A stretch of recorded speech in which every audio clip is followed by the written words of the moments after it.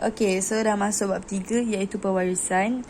So, okay, first thing yang kau kena tahu pasal pewarisan ialah gen. So, gen ni, dia ni ialah unit asas pewarisan yang menentukan ciri-ciri individu. Maksudnya dia ni macam, dia ni mengandungi data semua pasal individu.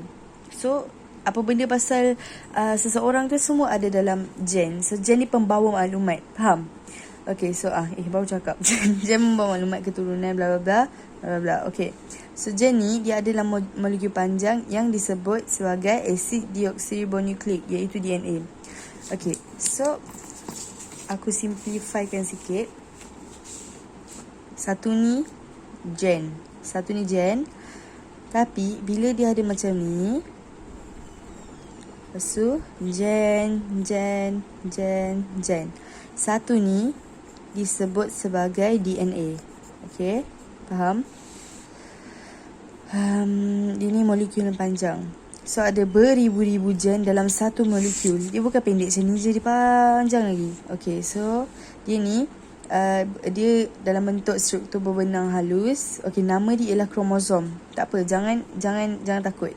So setiap kromosom mengandungi bla bla bla. Okay, so asal banyak sel. Okay, ni DNA kan. Okay lagi. So, DNA ni, dia akan diselaputi oleh satu lapisan protein. Diselaputi. Dia macam menyadu je. Dia macam macam cover lah. Dia macam mana? Dia macam selaput DNA ni. Dan itu akan menyebabkan DNA ni tukar nama jadi kromosom. Faham? So, ingat ni je. DNA campur protein. Kita akan dapat kromosom. Faham? Okay, so kromosom ni sekarang ni kita dah tak payah sebut DNA ke gen ke. Yang kau tahu sekarang ni dalam DNA ada beribu gen. Gen tu pembawa maklumat. So satu DNA ni kalau campur dengan protein, dia ni sebagai kromosom. So kita ambil kromosom je. Sekarang ni kromosom dalam sel. Ingat kromosom ni wujud dalam sel tau. Kan aku dah cerita sel tu apa.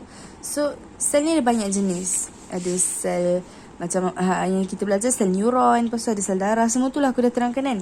So dalam nukleus, kan setiap sel ada nukleus.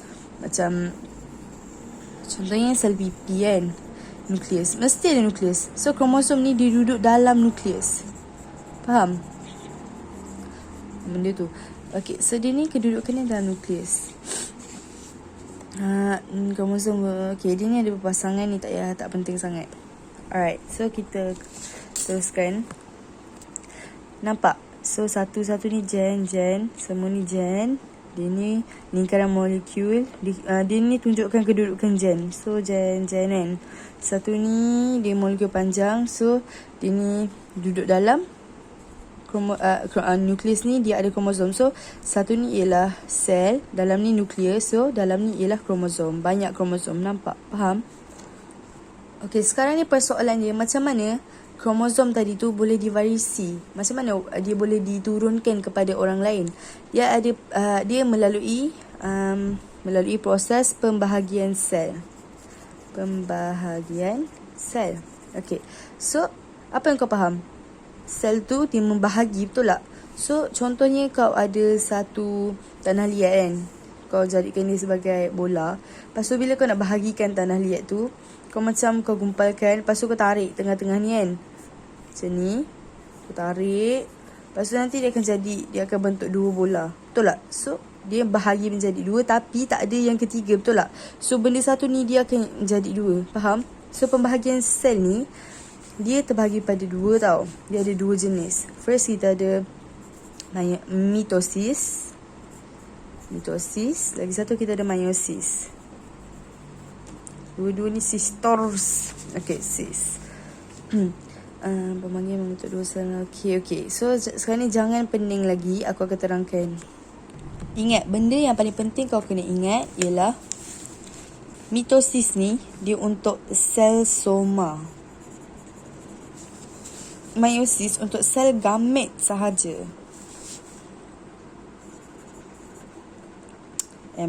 Sahaja. So, apa itu sel soma dan sel gamet? Sel gamet ni, dalam semua sel, beribu-ribu jenis sel gamet ni ada dua je. Okay, sel gamet ni nama lain dia ialah sel apa? Sel pembiakan. Okay, so sel gamet ni ialah sel pembiakan. So, sel pembiakan ada apa je? Ada 2 je, iaitu sperma dan juga ovum. Faham? Ingat, sel gamet, sperma dan ovum, 2 ni je, tak ada benda ketiga, dan 2 ni je yang terlibat dalam proses meiosis. Tak ada sel lain yang terlibat. Mitosis pula untuk sel soma. Sel soma ni ialah semua sel selain daripada sel gamet. Contoh sel darah kau, sel neuron kau, apa lagi? Sel apa je lah, sel pipi, sel rambut, semua sel yang selain daripada sel gamet tu. Faham? Okay, sekarang ni kita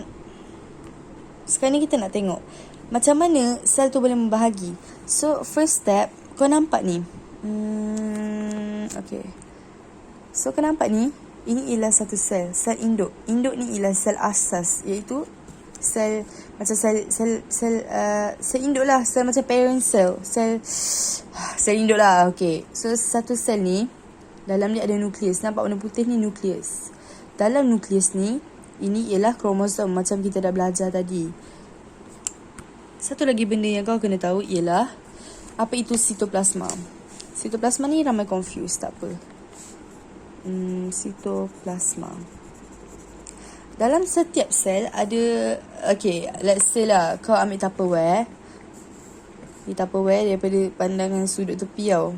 Ni macam periuk je. Okay, so ni Tupperware atau periuk. Kau ambil tanah liat, kau letak kat sini.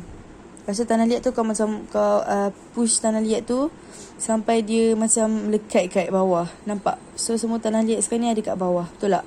So kau dah macam ratakan tanah liat tu kat tapak Tupperware ni.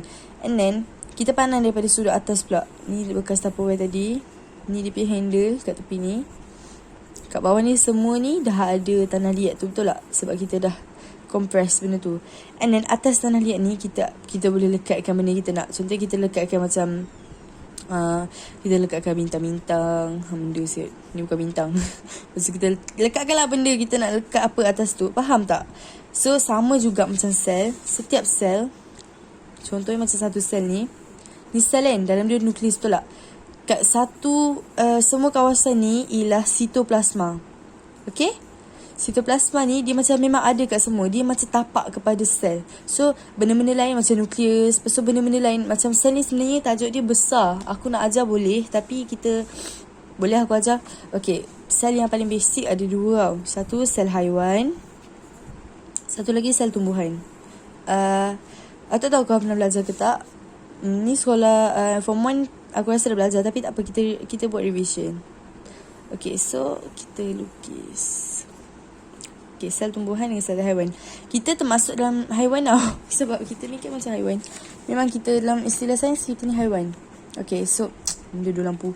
So tengah-tengah ni kita ada nukleus. Betul tak? Nukleus. Lepas tu kat bawah ni semua, macam tadi aku terangkan, kita ada sitoplasma. Betul tak? Sitoplasma.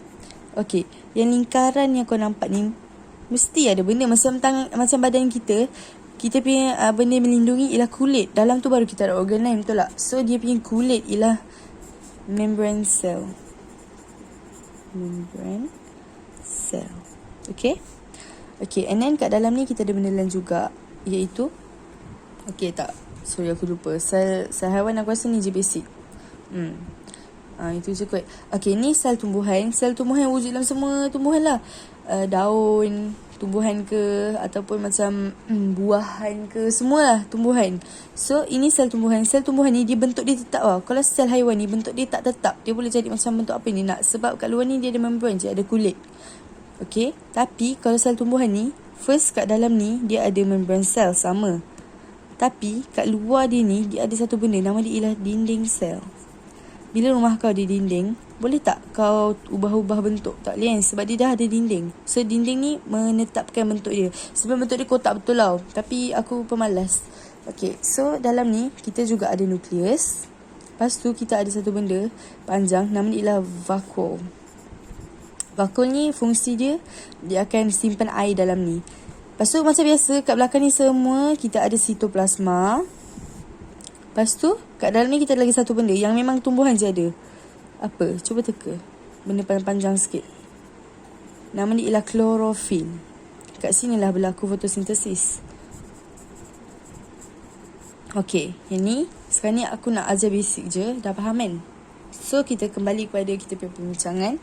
Ini ialah nukleus. Dalam nukleus, okay, semua ni ada sitoplasma kan? Dalam nukleus ada kromosom. Okay, so first step dia, ingat ni kita buat pasal mitosis dulu, mitosis. Okay, yang berlaku dekat sel soma. So, first step, setiap kromosom mengalami penduaan dan membentuk sepasang kromatik yang terikat pada sentroma. What the fuck is this? Tak apa. So, dalam ni kan ada kromosom. Tiba-tiba kromosom dia akan mengalami penduaan. Tengok, sekarang ni 1, 2, 3, 4. Tiba-tiba semua tu dia darab 2. Dia akan jadi 2. Nampak? 2. Lepas tu 2, 2, 2. Dia akan mengalami penduaan. So, itu first step dia. Lepas tu dia akan membentuk sepasang kromatik. Satu, nama dia kromosom. Itu ialah dia punya mufrad. Kalau dia punya 2 tu apa? Jamak. Jamak tu ramai kan. Tapi 2 dia ialah kromatik. Nama dia je lain. Faham? Jangan pening-pening. Kromosom 1, kromatik 2. Sepasang. Okay? So, dia akan terikat pada sentroma. Sentroma ni dah apa pula? Okay, sentroma ni. Okay, aku zoom. Nampak tak? Mana? Okay, nampak kan? Ni tengah-tengah ni. Nampak tak bulatan dia ni? Yang kecil ni. Nampak kan? Ini ialah nama dia sentroma. So, sentroma ni kira benda yang mengikat lah 2 kromosom tu jadi kromatik. Tengah-tengah ni je sentroma tu. So, itu first step dia. Dia terikat. Next, kita ada kromatik tersusun di satah khatulistiwa dan terikat pada genting gelendong yang bersama dengan bla bla bla. Okay. So, sekarang ni. Okay, so sekarang ni. Dalam sel tadi tu. Dia genting gelendong yang ni. Genting gelendong ni ialah garisan putus-putus ni. So, ini ialah genting gelendong. Okay. Okay, so kat sini kita ada kutub. Kutub. Okay. So, bila dia cakap kedua-dua sel, kutub sel. Kutub sel ni ialah tepi ni, okay? Faham? So, satah khatulistiwa ni ialah kat tengah-tengah. Faham? Macam Malaysia, dia kan terletak kat satu satah khatulistiwa. So, ni bumi. Lepas tu, tengah-tengah bumi ni kan satah khatulistiwa. Malaysia terletak kat sini, betul tak? So, macam tu juga. Ni tengah-tengah dia, tapi dia atas ke bawah satah khatulistiwa. So, kromatik tadi, dia akan tersusun. So, dia akan susun atas. Lepas tu, dia akan susun benda ni. So, dia akan masa duduk, masa dia akan beratur. Faham? Okay, sentroma membelah 2 dan setiap kromatik menjadi 1 kromosom. So, tadi dia dah susun kat satah khatulistiwa. Lepas tu, tiba-tiba sentroma dia tu, dia akan membahagi, dia akan membelah 2. Lepas tu, kromatik tadi, dia akan jadi kromosom balik. Dia akan jadi 1 balik. Okay? So, kromosom 1 tadi, dia akan bergerak ke kutub sel yang bertentangan. Okay, so separuh pergi sini, separuh lagi pergi sana.